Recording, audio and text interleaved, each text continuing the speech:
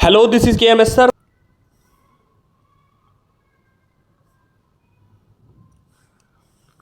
तो बच्चों chemical bonding में आप वेस्पर थ्योरी पढ़ लो, VSEPR वेस्पर थ्योरी पढ़ लो। वेस्पर थ्योरी से आपको शेप आएगी निकालने के लिए।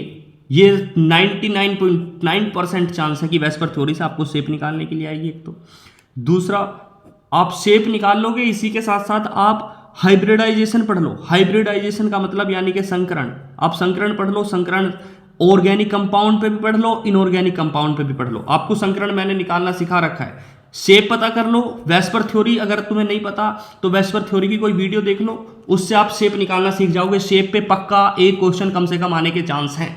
उसी के साथ साथ आप हाइब्रिडाइजेशन यानी संकरण निकालना सीख लो। संकरण आता है, संकरण पे क्वेश्चन आएगा, ऑर्गेनिक कंपाउंड पे भी, इनऑर्गेनिक कंपाउंड पे भी।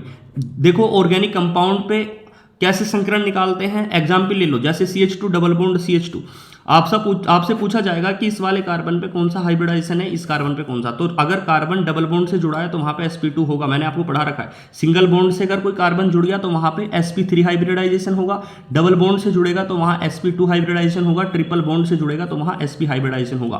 क्वेश्चन आ जाएगा कोई भी इस टाइप का कि CH3 single bond CH2 double bond CH या CH3 CH double bond CH2, पूछेगा कि इनमें से पहले, दूसरे और तीसरे कार्बन पे कौन सा हाइब्रिडाइजेशन है। क्वेश्चन मिलेगा तो आप देखेंगे, पहला सिंगल बॉन्ड से अटैच है तो यहाँ पे sp3 होगा।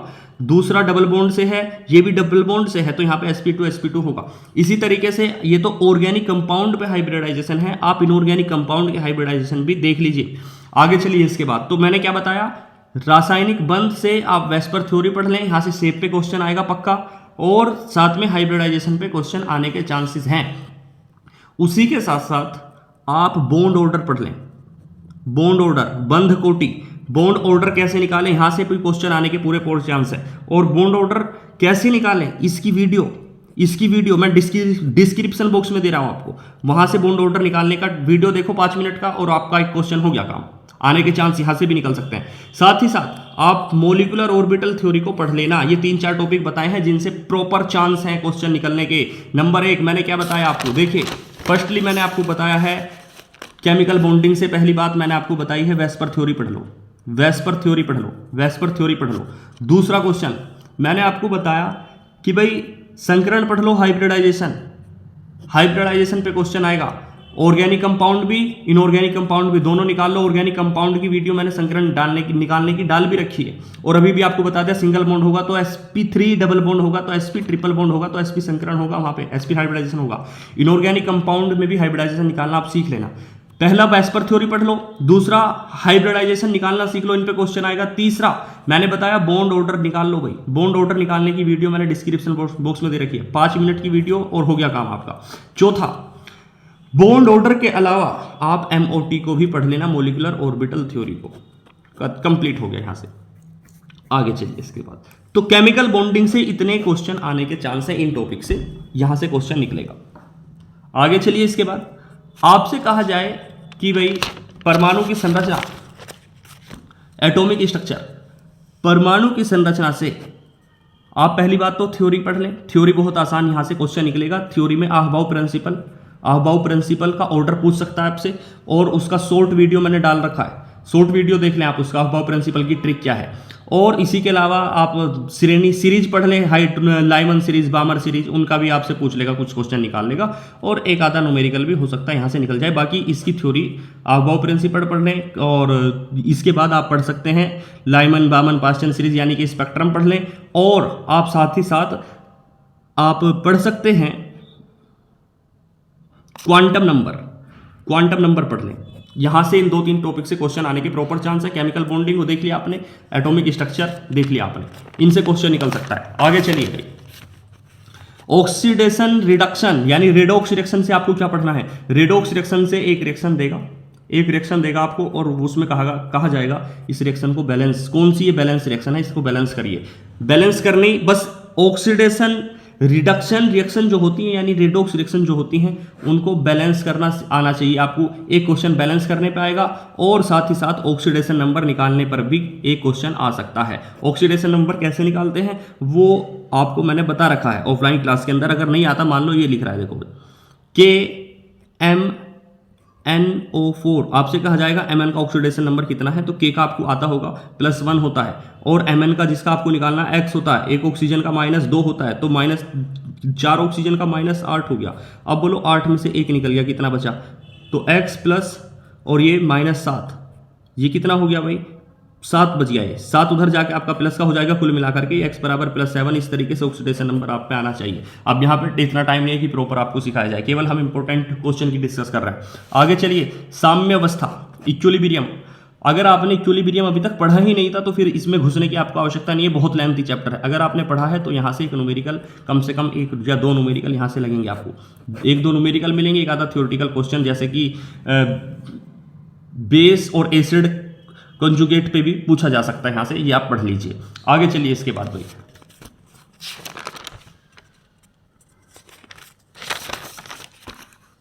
पीरियोडिक टेबल, आवर्त सारणी ऐसा चैप्टर है कि अगर ये पूरा चैप्टर आप पे आता है तो इसके बेस पे आप बहुत सारे क्वेश्चन सॉल्व कर पाएंगे। तो पीरियोडिक टेबल तो आप पे आना ही चाहिए।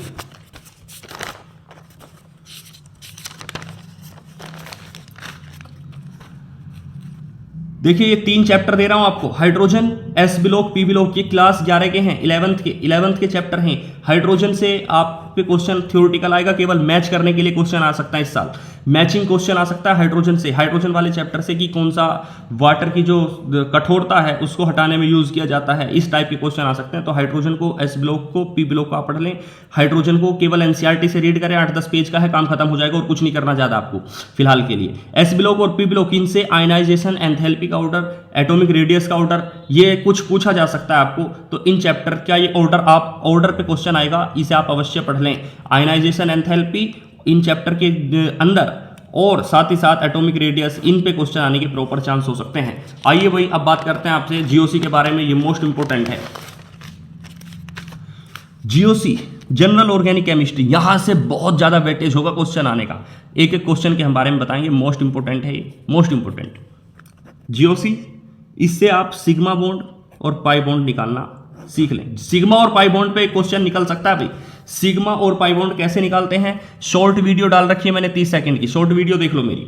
आगे चलो, इसके बाद हाइब्रिडाइजेशन, फिर से जीओसी में फिर से हाइब्रिडाइजेशन आएगा निकालने के लिए। Hybridization, single bond, double bond, triple bond, कैसे मैंने बताया उसकी वीडियो देख लो और अभी आपको पता चल गया। सिंगल बॉन्ड होगा तो वहां पे sp3 हाइब्रिडाइजेशन होगा, डबल बॉन्ड होगा तो sp2, ट्रिपल बॉन्ड होगा तो वहां पे sp हाइब्रिडाइजेशन होगा। और आप पे स्ट्रक्चर बनानी आनी चाहिए, संरचना बनानी आनी चाहिए। आपसे कहा जाएगा, मान लो कि प्रोपीन में कौन सा प्रोपीन में कितने सिग्मा और डबल बॉन्ड है। पहली बात, प्रोपीन पूछ लिया आपसे कि प्रोपीन में कितने सिग्मा और पाई बॉन्ड हैं, तो आप बताएंगे प्रोपीन का मतलब 3 कार्बन है, 1 2 3, प्रोप 3 कार्बन है, कम से कम कार्बन सिंगल बॉन्ड से जुड़ेगा भाई। और प्रोपीन, इसका मतलब पहली लोकेशन पे डबल बॉन्ड है, यानी कि आप कर सकते हैं इस तरीके से आप कर सकते हैं। इन का मतलब डबल बॉन्ड है कहीं पे पहली लोकेशन पे, ये लो, तो आपको पता चल जाएगा। स्ट्रक्चर बनानी आती है तो सिग्मा और पाई बॉन्ड निकाल दोगे।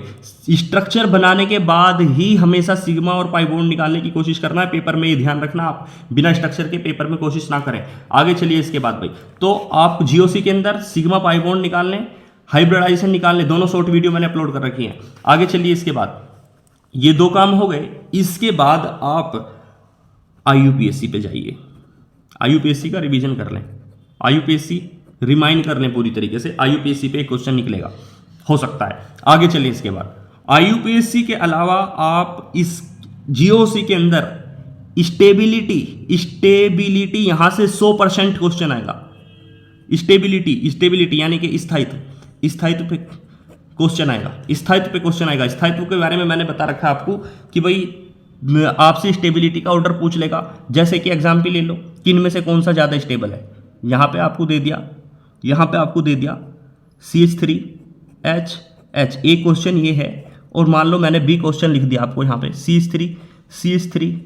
CH3 पूछ लिया कि इन दोनों में से कौन सा ज़्यादा स्टेबल है। तो देखो, ये वाला जो क्वेश्चन है, ए और बी में कौन ज़्यादा स्टेबल है, तो कार्ब कैटायन है इसमें, और कार्ब कैटायन से आगे जो जुड़ रहे हैं ये अल्फा हाइड्रोजन है। कार्ब कैटायन से आगे जो कार्बन है इसमें भी 3 अल्फा हाइड्रोजन है, इसमें कार्ब कैटायन से आगे जो कार्बन है इसमें भी 3 अल्फा हाइड्रोजन है, यानी टोटल 9 अल्फा हाइड्रोजन है इसके पास, 9 अल्फा। इस कार्ब कैटायन के पास देखो, ये अगला कार्बन है और इस अगले कार्बन पे 3 अल्फा हाइड्रोजन है।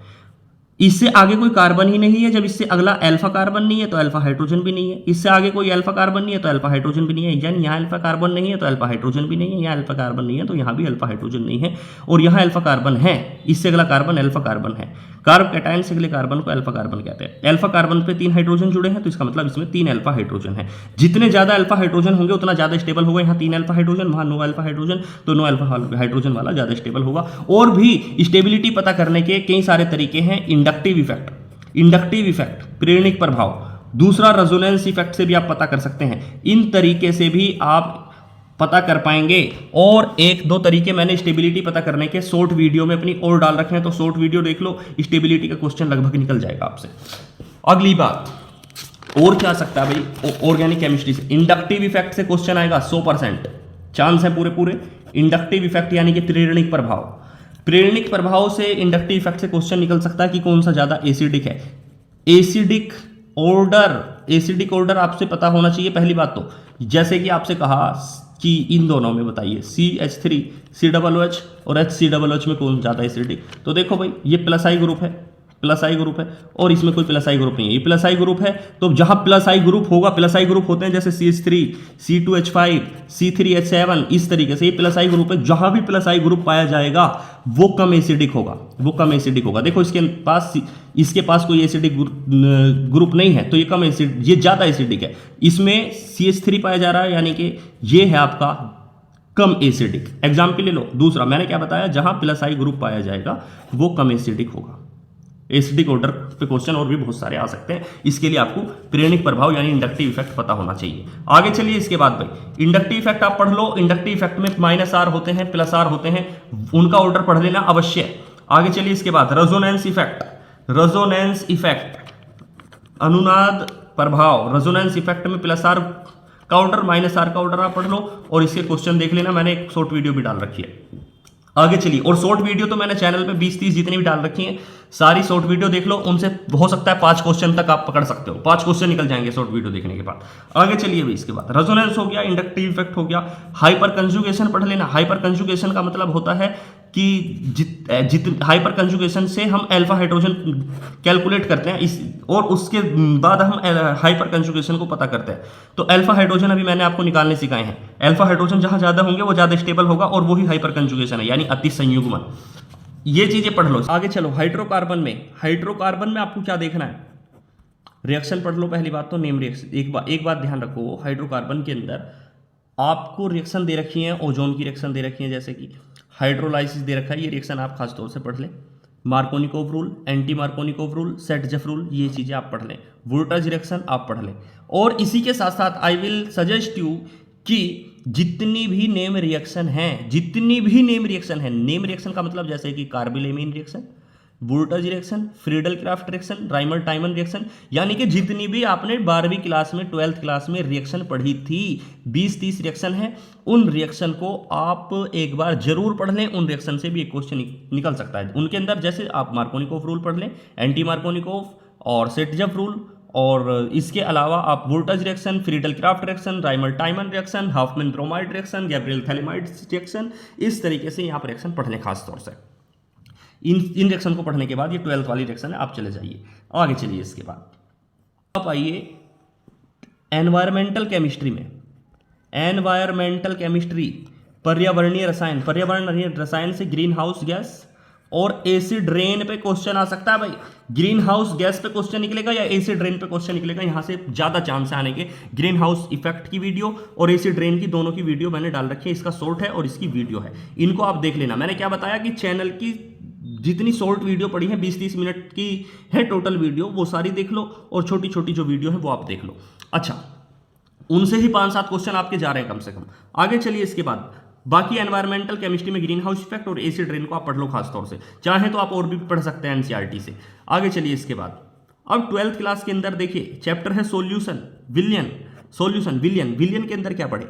विलियन के अंदर सबसे ज्यादा चांस है ideal solution, non ideal solution. पहली बात तो आप पढ़ लें आदर्श और अनादर्श विलयन। और आइडियल नॉन आइडियल सॉल्यूशन के अंदर होता है पॉजिटिव डेविएशन और नेगेटिव डेविएशन, धनात्मक विचलन, ऋणात्मक विचलन। इनको आप पढ़ लें इसी के अंदर आता है हाई एजियोट्रोप यानी कि स्थिर क्वाथी, वो आप पढ़ लें। यानी कि सबसे ज्यादा चांस है आप राउट लॉ पढ़ें, आइडियल नॉन आइडियल सॉल्यूशन और इनके अंदर पॉजिटिव नेगेटिव डेविएशन को विस्तार से पढ़ लें। बस इन्हीं से क्वेश्चन निकल जाएगा, पूरा चैप्टर नमक पढ़ना। राउट लॉ पढ़ लो, आइडियल नॉन आइडियल सॉल्यूशन के बारे में पढ़ लो। आगे चलिए इसके बाद भाई, और न्यूमेरिकल आप सोल्व करो, इतना आपके पास टाइम नहीं है। किसी भी चैप्टर के फॉर्मूले आप देख करके चले जाओ, बस मेन बात। केमिकल काइनेटिक्स, केमिकल काइनेटिक्स रासायनिक बलगतिकी। केमिकल काइनेटिक्स में आप अभिक्रिया की आणविकता, मोलिकुलरिटी ऑफ रिएक्शन आप पे आनी चाहिए, ऑर्डर ऑफ रिएक्शन आप पे आनी चाहिए, और रेट को कैसे शो करते हैं। मान लो एक रिएक्शन हमारे पास लिख रही है A+B बना है हमारे पास C+D, पूछ सकता है कि इसका रेट क्या होगा, रेट शो कैसे करेंगे, रेट लो के अकॉर्डिंग इसे शो कैसे करेंगे। तो देखिए इसे इस तरीके से शो करेंगे, यहाँ पे ये है A, तो हम लोग कहेंगे यहाँ पे रिएक्टेंट है R बराबर माइनस डेल्टा A और अपॉन में लिख देंगे डेल्टा T, क्योंकि ये माइनस में इसलिए आएगा क्योंकि रिएक्टेंट है, रिएक्टेंट की अमाउंट जब प्रोडक्ट बनता है तो घटती है, इसलिए इसे माइनस में लिखेंगे बराबर। अब B को B ऐसे लिख दो, माइनस डेल्टा, यहाँ पे आपने की जगह B कर दिया, अपॉन में डेल्टा T, और उसी तरीके से वहाँ पे प्लस कर देंगे क्योंकि वो प्रोडक्ट है, प्रोडक्ट की अमाउंट बढ़ती है, यानी कि plus delta C by delta T बराबर delta D by delta T। इस तरीके से आप कर लें, कंप्लीट हो जाएंगी बातें। आगे चलो, न्यूमेरिकल आने के चांस यहां से हो सकते हैं भाई, न्यूमेरिकल आ सकता है केमिकल काइनेटिक्स के अंदर से। आइए इलेक्ट्रोकेमिस्ट्री पे, इलेक्ट्रोकेमिस्ट्री न्यूमेरिकल यहां से आएगा, लेकिन आप निकाल फॉर्मूले देख के चले जाएं, यही काफ़ी आपके लिए। न्यूमेरिकल प्रैक्टिस का आपके पास अब बहुत ज़्यादा वक्त नहीं है। आगे चलिए इसके बाद भाई, केमिकल काइनेटिक्स हो गया, ये हो गया, इलेक्ट्रोकेमिस्ट्री हो गया, और इसके अलावा आप एक और इंपॉर्टेंट चैप्टर पे चले जाओ, पी ब्लॉक 12th क्लास का है, बहुत ज़्यादा क्वेश्चन देगा। पी ब्लॉक 12th क्लास का, 12th क्लास का पी ब्लॉक, इसमें आप एसिडिटी, बेसिसिटी और थर्मल ऑर्डर, तापीय थर्मल स्टेबिलिटी ऑर्डर और रिड्यूसिंग प्रॉपर्टी, ऑक्सीडाइजिंग प्रॉपर्टी, इनका ऑर्डर अवश्य पढ़ लें। इनका ऑर्डर यानी कि अम्लीय क्षमता, क्षारीय क्षमता और तापीय स्थायित्व और अपचायक प्रकृति, इन पे क्वेश्चन निकल सकता है, इनका क्वेश्चन आप अवश्य पढ़ के चले जाएं। अच्छा, और पी ब्लॉक से ऑक्सो एसिड पे क्वेश्चन आ सकता है, ऑक्सो एसिड से रिलेट करता हुआ एक क्वेश्चन निकल सकता है, पूरे चांस है। ऑक्सो एसिड की वीडियो देख लो, मैंने ऑक्सो एसिड की वीडियो बना रखी है, 12-13 मिनट की वीडियो, उसे देखो, प्रिपेयर हो जाएगा सब काम। आगे चलिए भाई, इसके बाद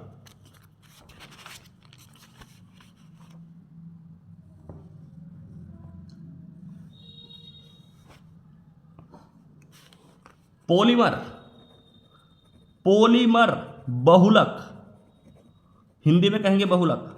पॉलीमर एनसीईआरटी से आप चाहें तो रीड कर सकते हैं। बाकी ये जो मैं आपको लिस्ट दे रहा हूं, स्क्रीन पे आपकी लिस्ट दिखाई दे रही है, इसको पढ़ के चले जाएं, मुझे लगता है यहां से क्वेश्चन आपका एक निकल जाएगा। आगे चलिए भाई, इसके बाद एनवायरमेंटल, इसके बाद आता है केमिस्ट्री इन एवरीडे लाइफ, दैनिक जीवन में रसायन। इसको एनसीईआरटी उठाओ और एनसीईआरटी उठाने के बाद 5-7 पेज हैं, रीड कर लो, बस रीड करके चले जाओ और कुछ नहीं, क्वेश्चन आपका निकल जाएगा यहां से भी।